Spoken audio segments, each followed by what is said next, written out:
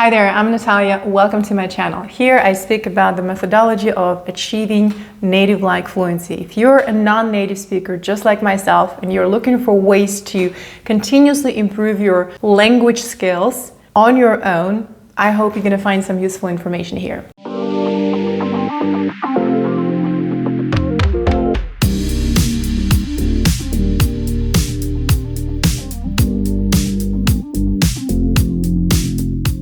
Today I want to speak about 4 concepts that I feel people confuse, and we're going to talk about accent, pronunciation, enunciation, and connected speech.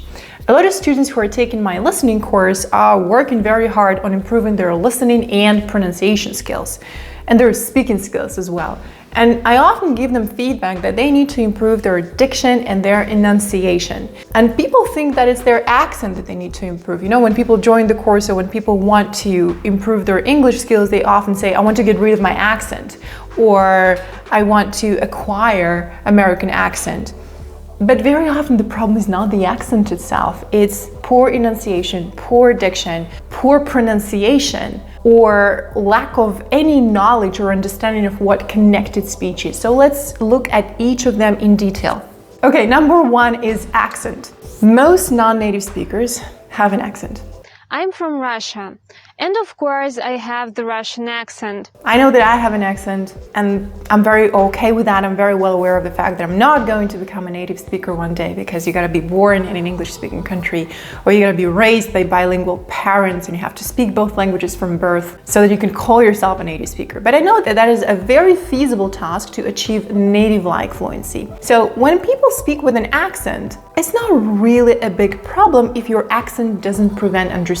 So if people do not struggle understanding what you're saying, your accent is not the problem. Your accent becomes a problem only when people can't understand what you're saying. If people speak with a very thick accent, and it really takes time to figure out what it is they're saying. Right, have a wee shufty out the window down at the grun. Tell me if you can rest your goggles upon Auchintosh Plain Station.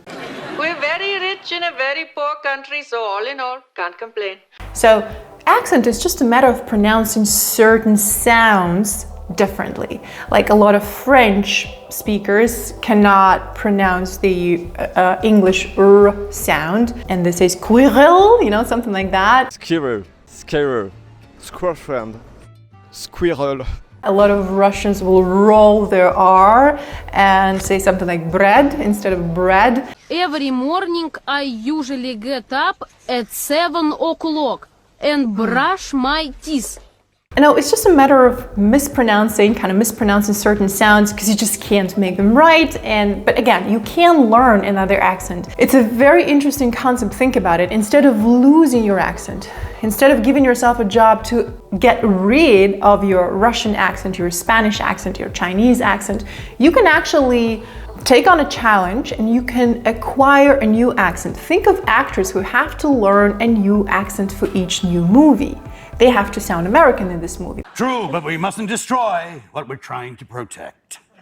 Wavell would wreck this lovely place forever with his ugly, cheap houses. They have to sound Australian in this movie. I used to watch you from here, you and Reg and Barney, up on top of that silo. You had that telescope and... They have to sound like an immigrant from Colombia in this movie. Whatever it is you have stolen from my father, I want it back. Give it to me. And they have to pick up a certain accent. They have to learn it. To me, that means you can learn as many accents as you want to, but it's not really worth wasting your time trying to lose your accent if instead you can acquire a new accent. Think about it in this way. I have just made a decision for myself that I want to speak with an American accent because I like the culture. I've been to the US. I haven't been to the UK that many times, and a lot of friends of mine are American as well. So it's just my personal choice. I think it's an issue when you say one word with an American accent and the next word in the same sentence with a British accent. It can really confuse people. So I want to stick to this. But it's my choice. So again, accent is just a matter of pronouncing certain sounds differently from the way native speakers pronounce them. The next thing is pronunciation. So number 2, pronunciation. If you have poor pronunciation, that can really be a problem. For a lot of non-native speakers, poor pronunciation means placing the word stress and the sentence stress wrong. So an example would be the word both in English, or show when people say both instead of both. Both. That is an example of poor pronunciation. And in this example, it's not really a matter of stress, but it's really the inability to make a certain phoneme, maybe lack of practice, I'm not really sure, but people just don't hear those phonemes, therefore they can't really repeat them. So you have to really activate your listening skills so that you hear exactly the sounds that native speakers are making so that you can repeat them back. In English, there are so many sounds we don't have in the Russian language. For example, apple, right? A lot of Russians will say apple, but it's an apple. Apple. It's a cat. English has this explosive consonants. Cat. Cat. Peter. Peter? Piper. Piper. Boat. Boat. And this diphthongs like O, you know, we don't have them in the Russian language either. This is why it's difficult for Russian native speakers who are learning the English language.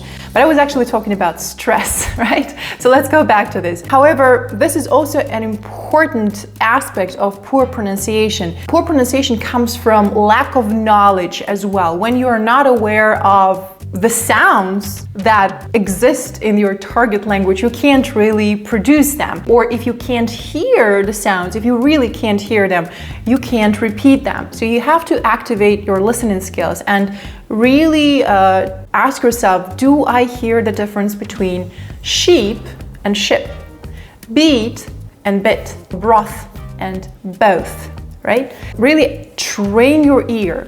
An example of stressing the word incorrectly would be my favorite, my all-time favorite.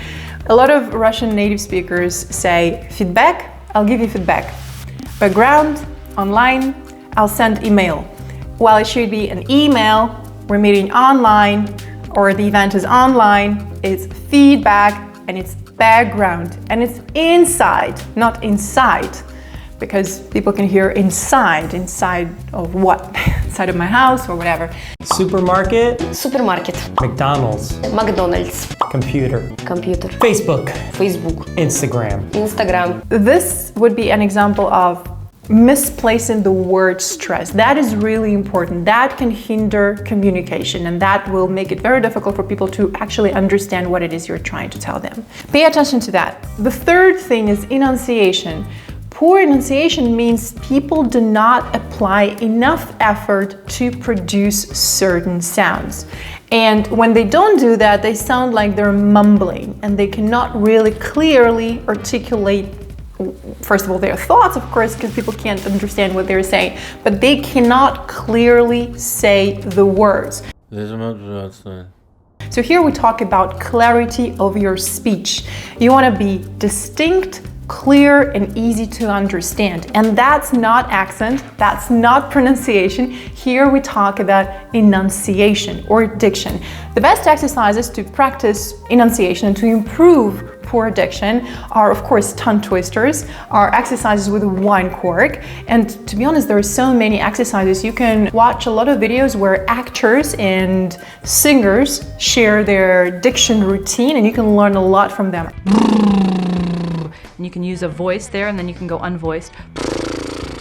I'm just going to show you the two exercises that I like the most. I do the first exercise with a simple wine cork, and you can actually also work with a pen. If you work with a pen, you place the pen gently between your teeth like this. And if you work with a wine cork, you place the wine cork between your teeth this way. If you have neither at home, a piece of carrot will do, or a piece of apple. Just make sure it's thick enough so that this exercise is supposed to force you actually to open your mouth more. And that's the whole point. As non-native speakers, we need to learn to make those sounds correctly. What prevents us from making the sounds correctly and what causes poor enunciation and poor diction is that we haven't trained our jaw muscles enough so that they move correctly. And let's say if you don't open your mouth wide enough, if you don't drop your jaw low enough, you can't make this English sounds right. Just there's no way. If you look at how Russians talk, they barely open their mouth because it's not necessary. The sounds in the Russian language do not require that. But if you pay close attention to how native speakers of English communicate, you will see that they open their mouth a lot more than what you're used to doing, maybe, depending on what your first language is. Okay, they have had a very difficult year, what with the robbery and all. Or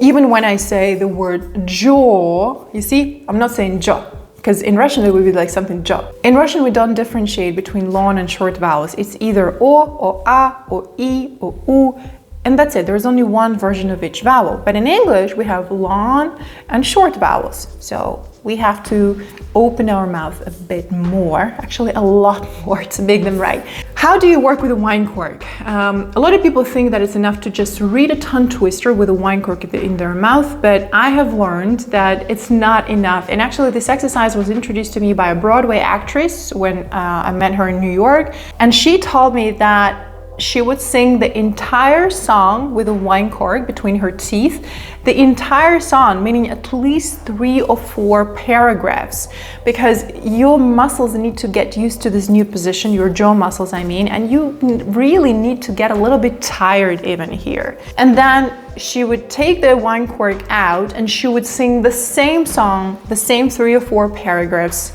again without the wine cork. And that is magic, because once you take it out, you will notice that now your jaw muscles are moving with a lot more freedom and you can make those sounds easier and they just come out of your mouth a lot easier. I'm going to read a tongue twister for you right now, and some tongue twisters are really long, some are 1 or 2 paragraphs long, so you want to stick to those. Or if you read out loud, that is another amazing exercise to improve your pronunciation and diction. Reading out loud, I do it every single day. I read a paragraph a day.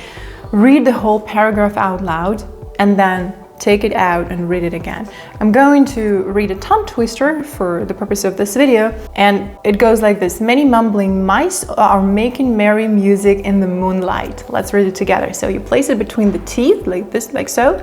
Many mumbling mice are making merry music in the moonlight. I know it looks ridiculous and it sounds funny, but the trick is that you really try very hard to make the m sound, even though you really can't. Your lips are apart, right?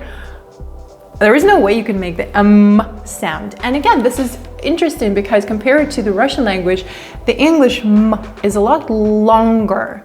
Like we say mama in Russian, and in English it's mum. I told my mom the m sound is slightly longer, and you want to pay attention to those nuances. It's very interesting once you start hearing them and noticing them before a pronunciation coach or a smart book tells you so. This is how the language works. You can say it around and you see the patterns, you start seeing the patterns. It only comes from being very attentive to the language. So one more time, I'm gonna read it with it, so make sure you read it with me. Let's look ridiculous together and let's practice our diction. And then we're going to remove it and say the same thing one more time. Many mumbling mice are making merry music in the moonlight. Many mumbling mice are making merry music in the moonlight. When you practice with tongue twisters, and if you really want to improve your enunciation, do not aim for speed. It's very important that you learn and you teach yourself to say every word distinctly. In order to be distinct and clear, you will have to slow down. So this little device forces you to slow down. You can't really go fast with it, right? If you want to make sure that every word is pronounced correctly. So teach yourself first to say every word distinctly and clearly.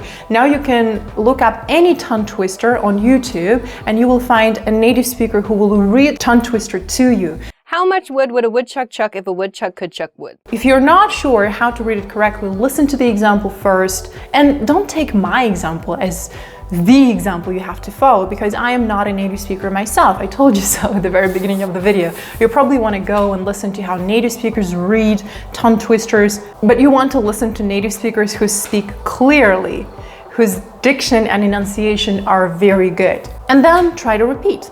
Another thing I wanted to share with you about tongue twisters, it's actually a very interesting story. My second foreign language is German. I used to live in Germany for some years and I did my master's in Germany as well. And honestly, only after I had improved my German skills to a very decent level, I realized how I should be working on my English skills. One thing that stood out for me about the German language was how distinctly Germans speak. The German language has a lot of long words. 5.555.555.555.555-fach. And a lot of non-native speakers and a lot of students complain about that just as much as they complain about the concept of connected speech in English when native speakers connect words and it's not clear what they're saying. This notion doesn't exist in German, and you can hear every word that is a component of a longer word. And if you listen to German rap songs,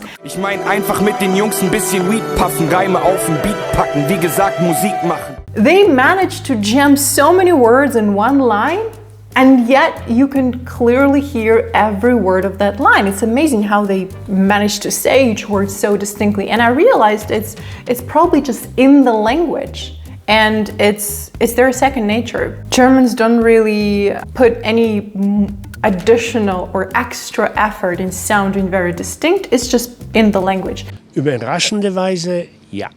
Und zwar, ich mache einen Job, den ich liebe. Ich habe Thermo-Unterwäsche. Mir ist warm. And I realized that I can improve my enunciation and my diction by practicing my German.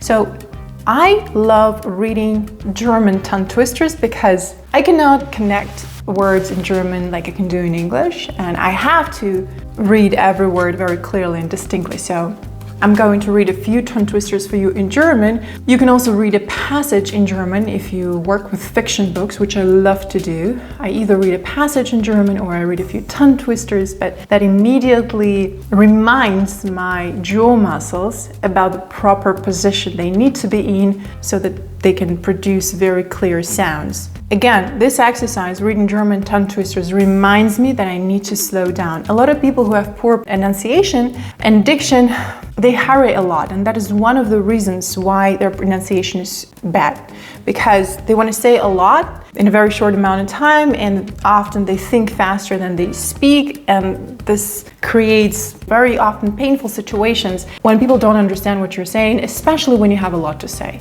Don't hurry, Chuck. So the point of all these exercises is that you teach yourself to slow down, and even though it seems very long to you, it might seem very long to you, in fact, the pauses you're going to be making and the pace at which you're going to be speaking is going to be okay for most people. Whenever I feel that I want to say a filler word, especially when I'm about to present something important or to deliver an important message, so every time I get ready for presentations, every time I catch myself thinking about saying the word well or so, or every time I'm about to make a filler sound such as I stop and I count to 3 in my head. 1, 2, 3. Silence is always better than a filler word or a filler sound. When I just started working on eliminating filler words and filler sounds from my presentations, it felt like the count 1, 2, 3 and the silence that I was making, I thought I was making silence, was so long, was about 10 seconds long. But in fact, when I listened back to the recordings of my own presentations, it was maybe 2 or 3 seconds long. People can wait 2 or 3 seconds, and you could use this 2 or 3 seconds to put your thoughts together and to concentrate. When I read at least German tongue twisters, it helps me to slow down. Let's take the first one. It's a very popular one. 8 alte Ameisen aßen am Abend Ananas. Very clear A sound. Or es grünt so grün, wenn Spaniens Blüten blühen. Es grünt so grün, wenn Spaniens Blüten blühen. Or es sprach der Herr von Rubenstein, mein Hund, der ist nicht stubenrein. And again, I don't want to go very fast until I feel confident that I pronounce every word correctly. I can go faster, but only once I've reached that level of confidence. Let's give it a try. Es sprach der Herr von Rubenstein, mein Hund, der ist nicht stubenrein. I can do this faster, but my point is really to be distinct. Im dichten, fichten, No, this is difficult. This is not easy. Im dichten Fichtendickicht sind dicke Fichten wichtig. I'm gonna give it one more try. Im dichten Fichtendickicht. My goodness, that is a difficult word. Fichtendickicht. So I spot a word that is difficult for me to say and I focus on it more. Fichtendickicht. Im dichten Fichtendickicht sind dicke Fichten wichtig. Okay? And this is my favorite actually. I know this one. Die Katzen kratzen im Katzenkasten, im Katzenkasten. Die Katzen kratzen im Kasten. It's not easy, I told you. I'm gonna slow it down. Die Katzen kratzen im Katzenkasten, im Katzenkasten kratzen Katzen. I do it because it's a lot more difficult for me to read German tongue twisters than English tongue twisters. This is an example of connected speech. It shouldn't have been a problem. I could have known, I should have known. Instead of I should have known, I say I should have known. And trust me, it's a separate skill.